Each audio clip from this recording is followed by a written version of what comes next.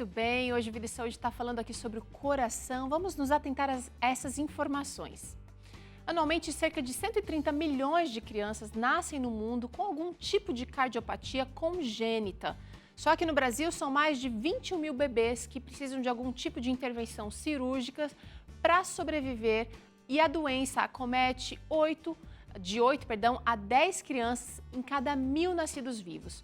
A gente vai conversar hoje com o cardiologista Dr. Everton Gomes para nos ajudar a identificar as causas e como tratar este problema. Dr. Everton, tudo bem? Tudo bom, Teru? Prazer em estar aqui com vocês, agora quase no final do ano. Um Feliz Natal antecipado para vocês. E agora de maneira virtual, né? Tantas vezes que a gente esteve aí no estúdio. Pois é, olha, espero que o ano que vem seja diferente. Feliz Natal para o senhor e sua família também. E obrigada por, mais uma vez, gentilmente ceder aqui um espacinho na sua agenda para nos ajudar a entender um problema que pode ser, que precisa ser entendido e também precisa de intervenção. Olha, no início do programa, doutora, a gente mencionou aqui que a cardiopatia congênita é uma anomalia. Mas eu queria que o senhor explicasse para a gente de que fato, na verdade, de fato, o que é esta doença.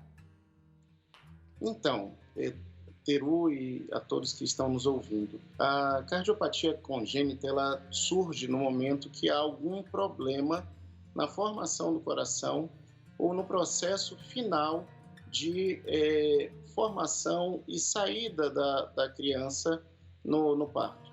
Né? Normalmente o coração, quando se forma um sistema cardiovascular, ele se forma como se fosse um tubo. Esse tubo que nós conhecemos ali, ele se divide depois em grandes vasos, em aorta e na cava, né, na veia cava, ele vai se subdividindo. E o coração, no meio daquilo, ele é um tecido que ele vai se especializando. E ele vai se formando como se fosse um pastel folhado. Ele abre, ele fecha em si mesmo e ele vai se dividindo em 4 câmaras, que nós conhecemos como 2 átrios e 2 ventrículos.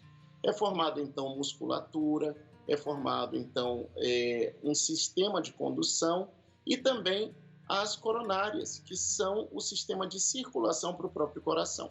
Se algum momento existe algum problema na construção dessas estruturas, pode aparecer algumas das cardiopatias congênitas.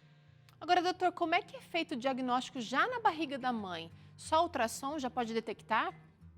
Sim, em vários casos, no próprio pré-natal, e por isso que nós falamos a todos que é muito importante a mulher fazer um bom pré-natal, podem ser detectadas alterações na circulação da criança, do concepto do feto que está ali na mãe, e dessa forma já poder ser feita uma provisão, um planejamento do que pode ser feito. Outras vezes, o que vai acontecer é que existe um desenvolvimento, né, normal do feto, e existem algumas cardiopatias que elas só vão se manifestar depois do nascimento. Entendi. Agora, eu queria saber, doutor, quais são as causas dessa doença e também se tem alguma questão hereditária envolvida. Porque a primeira coisa, quando a gente recebe um diagnóstico assim, é fazer aquele processo, né, de análise. Será que eu não estou fazendo alguma coisa que está causando isso? Meus próximos filhos terão esse problema também? Fala um pouquinho para a gente sobre isso. Então, assim, existem algumas cardiopatias que elas têm uma tendência genética. E isso daí já está estabelecido na literatura. Então, existem pessoas que, se existe uma tendência do pai, da mãe, dos avós, de algumas cardiopatias, existe uma tendência, sim, que haja outras pessoas da família podem apresentar. Mas uma grande parte dessas cardiopatias, elas podem surgir de fatores ambientais e também do estilo de vida. Então, medicamentos, o uso do álcool, do fumo, traumas, situações que impeçam o bom desenvolvimento da criança, uma nutrição não adequada, todos esses podem influenciar no aparecimento de uma cardiopatia congênita. Bom, então acho que a gente pode pensar em alguns fatores de risco que são, de repente, mais focados, que a gente podia prestar atenção justamente para evitar esse problema. A gente, nossa equipe preparou aqui, doutor, olha, um display bonitinho, tratando ou trazendo os principais fatores de risco, então, para cardiopatia congênita. Medicamentos, doutor? Então, é muito importante isso daí, principalmente para as mais jovens. Eu vou citar duas classes aqui. Uma é a isotretinoína. São alguns medicamentos que são usados para acne. Eles são muito fortes e eles podem alterar, principalmente no primeiro trimestre da gestação, o desenvolvimento da criança e podem afetar e causar cardiopatias congênitas. Uhum. E eu vou até extrapolar um pouquinho, tirar fora a questão de cardiopatia congênita, que existem algumas pessoas que, de maneira não informada, não no coração agora, que elas, dá um exemplo clássico, talidomida. Ela não é uma medicação que classicamente vai causar uma cardiopatia congênita, mas tem pessoas que quando veem a caixinha da talidomida, que é uma medicação que é utilizada para vômitos hoje em dia na hanseníase, ela vê o rostinho, né, a silhueta de uma grávida com um xizinho, né, um proibido. E eles acham que causa aborto. Não, causa malformações. A criança se desenvolve normal, mas vai causar malformações, mas isso dos membros, né, dos braços. Mas eu destacaria pelo menos essas duas substâncias. Tá bom. E também, logicamente, indo para um outro lado, o uso de drogas. A cocaína, o crack, estão muito associados também com o desenvolvimento anômalo do sistema cardiovascular. Entendi. Olha, interessante então, você que pretende ser mãe, você que pretende engravidar, toma cuidado com essa questão aqui. Só use medicamentos indicados por um especialista e informe esse especialista sobre a sua intenção de ser mãe. Olha aqui, outro fator de risco, fatores ambientais. O que você quer dizer com isso, doutor? Então, muitas vezes foram feitos alguns estudos que demonstram que a poluição ela pode estar associada com baixo desenvolvimento da criança, com a exposição a substâncias tóxicas. Então, o ambiente que a gestante está, ele deve ser um ambiente adequado, higiênico, evitar muitas vezes ambiente com venenos, com exposição a materiais inadequados, enfim, manter um ambiente adequado ao redor da gestante. E é interessante que, às vezes, a gente pensa nas coisas grandiosas, né? Quando você fala em droga, por exemplo, é mais óbvio pensar que realmente pode trazer problema para a formação do coração do bebê. Mas um ambiente, de repente, mais poluído, com muito uso de produtos químicos, de limpeza, inclusive, a gente normalmente tende a ser mais relaxado. Então, vamos prestar atenção nesses fatores ambientais, gente. Também, olha, doutor, o diabetes pode ser um fator de risco para cardiopatia congênita. Aliás, o diabetes está super ligado com a saúde do coração, né? Exatamente. Então, na gestante, muitas vezes o que acontece? A criança ela já tem um desenvolvimento, já vai ser uma criança que ela vai ter um alto peso ao nascer. Existem também a possibilidade do desenvolvimento de alguma cardiopatia congênita. É importante que a gestante ela mantenha um controle adequado dos níveis de glicemia. E, na verdade, o que eu queria deixar muito claro para vocês é que é importante fazer um controle pré-natal. Muitas pessoas acham ou têm uma visão que porque o seu pai, a sua mãe, sua avó, sua bisavó engravidava e tinha o filho sem acompanhamento adequado, médico, de enfermagem, de equipe multiprofissional, pode também ter o filho assim. Mas se você for ver o que acontecia 50, 60, 70 anos atrás, existia uma alta mortalidade infantil. Então, muitas vezes a mãe tinha 11 filhos, 12 filhos, 3, 4, 5 crianças morriam no transcorrer da primeira infância. Isso mudou. Então, é necessário ter cuidados. Legal, vamos usar o que é tecnologia, a ciência, o avanço e a sabedoria que Deus dá ao homem também para que a gente possa fazer esse controle, doutor. Olha aqui, o lúpus, que também é uma doença de difícil tratamento, difícil controle, também pode ser fator de risco para cardiopatia congênita, doutor? Por duas razões. Eu acho que é importante a gente salientar o seguinte: o lúpus ele é uma doença autoimune. Isso quer dizer o seguinte, que o corpo, o sistema imunológico, o sistema de defesa do organismo da pessoa está mal equilibrado. ele começa a atacar os próprios tecidos da pessoa. Em algumas pessoas, ele pode dar artrite, em outras ele pode dar cardite, que é uma inflamação do coração. E uma das coisas que acontece na gestante é que são desenvolvidos ou são liberadas substâncias que normalmente mostram a criança que está se desenvolvendo na barriga como algo próprio da mãe. Então, o próprio organismo não ataca. Esse equilíbrio pode ser perdido no lúpus. Então, esse é um primeiro fator. E o segundo fator é a questão do próprio medicamento que é utilizado no lúpus. Então, é muito importante que haja um controle adequado. São medicamentos que são necessários, Sim. que são adequados para a paciente lúpica tomar, mas que existe a necessidade de um acompanhamento médico adequado. Inclusive, pode ser necessário que a paciente gestante lúpica ela faça uma adequação de dosagem, ou seja, ela estava há 10 anos acostumada a tomar uma determinada medicação, ficou gestante, precisa modificar a medicação, precisa modificar a dose da medicação, precisa ficar bem ligada nessas situações. Uau, excelentes informações aqui, doutor Everton. Olha aqui, fatores genéticos, o senhor comentou com a gente no começo do programa, podem ser sim fatores de riscos, mas que dá para dar uma ajudinha aí para a genética também, né, doutor? Exatamente. Nós temos que lembrar o seguinte, que a genética ela não é culpada de tudo. O que nós pudermos fazer da nossa parte para ajudar, e eu acho que o tema principal aqui é estilo de vida e prevenção. Isso. Certo? E eu acho que isso daí, toda a gestante, toda mãe, ela tem que tomar esses cuidados. Legal, doutora. A gente tem mais dois fatores de risco aqui, que seria a rubéola, que é uma doença perigosa para toda gestante, mas nesse caso aqui pode afetar muito o coração, né? Exatamente. A rubéola é uma doença muito perigosa, especialmente no primeiro trimestre de gestação.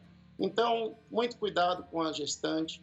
E eu acho que aí eu queria só fazer um adendo de uma coisa. Vacinas. Nós estamos num momento meio complexo na sociedade. As pessoas estão questionando uma série de coisas. E uma das situações que acontece é o questionamento em cima do uso de vacinas. E a rubéola é um tipo de afecção que é muito fácil de prevenção com o uso de vacinas, né? E hoje em dia tem pessoas que simplesmente passam por cima disso, colocam teorias da conspiração. Não estou falando que, de repente, não existe nenhuma terapia no mundo que seja 100% segura, mas nós temos que começar a ouvir a voz da razão, entendeu? Então, assim, mãe, você está pensando em engravidar? Tome todos os cuidados. Nós estamos no mundo. Se você ficasse numa cápsula isolada, longe de todo mundo, longe de doenças, poderia ser uma coisa, mas você está em interação com o mundo ao redor. Sim. Talvez, também da mesma forma, repito o mesmo argumento, a vovó, a bisavó, ela tinha rubéola? Tinha, mas acabava perdendo a criança. Não tinha... existia uma situação natural de ela aceitar isso daí. Não existiam muitos recursos médicos. Hoje, você tem também tem meios, mas também tem a responsabilidade. Pense muito bem, quando você vai ter uma criança, os recursos que você pode dar para ela e, antes de você tomar uma decisão de privá-la de algo, quais serão as consequências disso? Com certeza, não só a sua vida, mamãe, não só a vida do seu filho, mas também a vida de quem convive com você pode estar em risco pela sua decisão, talvez não bem pensada aí, viu? Pense com carinho isso que o Dr. Everton trouxe aqui. Olha aqui, doutora, a sífilis também pode trazer risco no caso de cardiopatia congênita. Mais uma vez, uma doença aí sendo um fator de risco. Sim, na verdade, assim, nós estamos, tudo que nós estamos falando está dentro de um contexto muito para o público geral, estamos falando de uma maneira muito simples. Cada uma dessas doenças pode acometer de maneira diferente, por questão do tempo também nós estamos sendo bem simplificados. Agora, sobre a sífilis, é importante a mãe, mais uma vez, fazer um bom pré-natal. Normalmente no pré-natal, o que é feito? A dosagem do FTA-ABS, e também outras sorologias que são feitas. A sífilis, se ela já foi tratada, o fator de risco ele é retirado. No entanto, se ela ainda está ativada, você tem que procurar o seu médico, tem que fazer o tratamento adequado para que você minimize os riscos, tanto para a criança como para a própria mãe. A sífilis tem primária, secundária, terciária, também pode dar acometimentos para a mãe, fora também a criança. Doutor Everton, agora eu queria saber como é que é feito o tratamento para cardiopatia congênita, porque a gente está falando aí de crianças que estão na barriga da mãe ainda. Sim, tudo que nós falamos foi sobre fatores. Então, assim, existem dois tipos básicos de cardiopatia. Tem a cardiopatia congênita cianótica e a cianótica. E também o que acontece quando a criança nasce? Normalmente, quando a criança nasce, ela tem duas alteraçõezinhas que elas se resolvem nos primeiros dias. Ela tem uma comunicação entre os dois átrios. Por quê? Porque quando a criança nasce, dá aquele primeiro choro, ela está expandindo os pulmões, ela está oxigenando os pulmões. Acontecem dois fenômenos. O primeiro é que existe uma membraninha que ele fecha essa comunicação entre os átrios e o sangue ele só passa para o lado esquerdo através dos pulmões. A segunda é que tem um canal arterial que ele acaba fechando nos primeiros dias da criança, quando ela nasce. Essas duas podem persistir. Fora isso, existe comunicação interventricular, existem outras alterações que são um pouquinho mais graves, como tetralogia de Fallot, transposição de grandes vasos. Cada caso vai ser pesquisado. Qual é a questão importante para a mãe ficar atenta? Criança que não consegue sugar o peito de maneira adequada, não consegue mamar com força, não está tendo um bom desenvolvimento, ou aquela criança que fica roxinha, azulzinha, né? Ela fica azulzinha ao redor dos lábios. Isso daí são sinais de alerta, Tá. ok?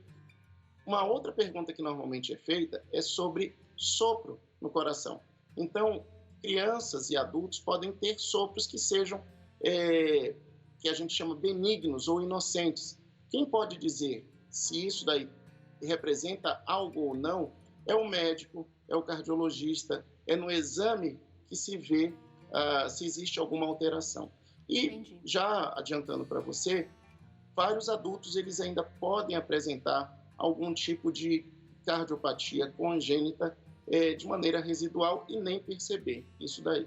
Interessante. Então, a gente percebeu aí alguns sintomas para você ficar esperto aí, você que está com um bebezinho novo em casa. Não precisa ficar neurótica, mas tem que ter aquela atenção, aquele cuidado especial, porque isso é notado, né, doutor, já nos primeiros dias de vida. Você falou aí 2, 3 primeiros dias, que normalmente já vai ter sido feita uma avaliação por um especialista no hospital, mas a mãe, coração de mãe, não costuma falhar, né, doutor? Tem que ficar de olho. Sim, exatamente. Uma outra questão que tem que ficar alerta é, por exemplo, criança que teve a mãe muitas vezes teve um parto complicado.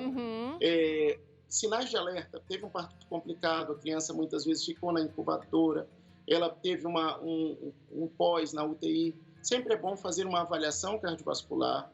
Depois, o próprio pediatra ele pode fazer essa avaliação inicial, ver se tem algum tipo de alteração, que algumas dessas alterações elas podem persistir, que seriam esperadas. Às vezes a criança precisou utilizar muito anti-inflamatório. Isso tudo são algumas situações. E mesmo formas mais leves, elas talvez não sejam detectadas nos primeiros 2, 3 dias, mas com o passar do tempo você começa a notar que a criança não está tendo aquele desenvolvimento que se esperava. Entendi. Agora, doutora, explica pra gente quais são os tratamentos que são feitos. É só cirúrgico ou medicamentoso? O que dá para ser feito, doutor? Basicamente, são 3 tipos. Existem algumas cardiopatias que são tratamento medicamentoso, mas são poucas, certo? Elas visam manter o fluxo pulmonar, são um tratamento mais conservador, talvez por algum tipo de risco, ou então até por causa de espera. Eu já tive pacientes no consultório que ficou até os 12 anos de idade observando que tinha uma comunicação interatrial, mas a criança estava com desenvolvimento adequado, estava tudo certo. Quando chegou a idade certa para o desenvolvimento, aí vem uma outra modalidade, que é uma opção que temos agora, que é a, a intervenção percutânea. O que é? É introduzido um catéter pela veia, aliás, pela artéria femoral da criança, ou até mesmo do adulto em alguns momentos, e vai lá e coloca como se fosse um pequeno guarda-chuva. Ele abre e fecha dos dois lados, e aí a circulação volta à normalidade, certo? Procedimento menos invasivo aí do que uma cirurgia em si, né? Invasivo está se tornando cada vez mais frequente, não é? Isso era um medo que nós tínhamos há uns 20 anos atrás e que basicamente está se tornando rotineiro. Que bom. A outra situação que aí demanda uma atenção maior são situações cirúrgicas. Aí sim necessita de algum tipo de correção, de alguma válvula, de algum vaso, e aí isso vai depender do grau de acometimento. O próprio médico ou o próprio cirurgião, eles vão avaliar o que vai ser feito. Às vezes é necessário fazer mais de uma cirurgia para fazer uma correção. Essa correção ela é feita em 2 tempos, em 3 tempos. E o importante é que vá se avaliando a criança no transcorrer do tempo e o pai e a mãe não larguem do tratamento. Com certeza, a adesão é super importante. Doutor Everton, quero te agradecer aqui pela participação no Vida e Saúde. Acho que essa conversa foi muito esclarecedora. Embora a gente já tenha falado aqui desse assunto de outras maneiras anteriormente, eu quero te agradecer por hoje, mais uma vez aqui, viu, doutor?